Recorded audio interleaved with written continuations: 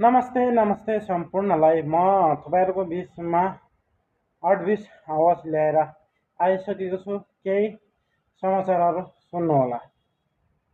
समाचार के छ भनेपछि अत्यन्तै एउटा हाम्रो भाइ केही दिनदेखि केही जन्मजातै बिमारी भएको कारणले तपाईँहरूले जति सक्नुहुन्छ भाइलाई सक्दो सहयोग गरेर साथ दिनुहोला।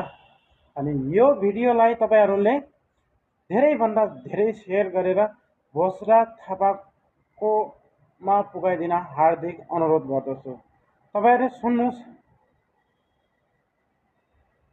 दैलेख जिल्ला 8 नगरपालिका वडा नम्बर 6 राहता निवासी बिर्ख विकको छोरा निम विकलाई जन्मजातै जन्डिस रोगले अत्यन्तै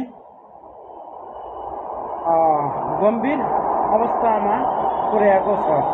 यो रोगको उपचार गर्दा घरमा भएको सबै सम्पत्ति सकिसकेको छ।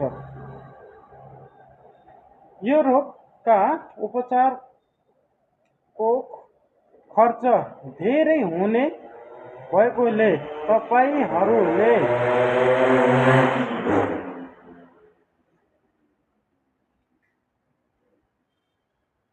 तपाईहरूले सक्दो सहयोग गरिदिन हार्दिक अनुरोध गर्दछु।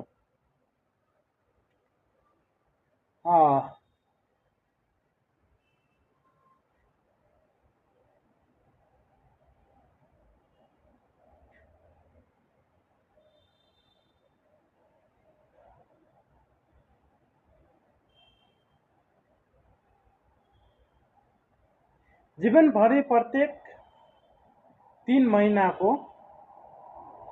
रगत चढाउनु पर्ने भएकोले तपाईँहरू बीच आग्रह गर्न चाहन्छु कि एक दिन एक छाक जसरी पनि हामीले टार्न सकिन्छ। हाम्रो भाइ निमबहादुरलाई हामीले बचाउने अभियान गर्नु पर्यो। परिवार आर्थिक रूपमा नाजुक भएकोले तपाईहरूले सकेसम्म जति हुन्छ त्यति नै सहयोग गरिदिन हार्दिक अनुरोध गर्दछु। हामीले एक रुपियाँ 2 रुपियाँ उठाएर पनि भाइको उपचार गर्न सक्छौँ। तपाईँ हामी मिलेर होइन, भाइलाई बचाउनु पर्छ। उसको जन्मजातै जन्डिस बिरामी भएर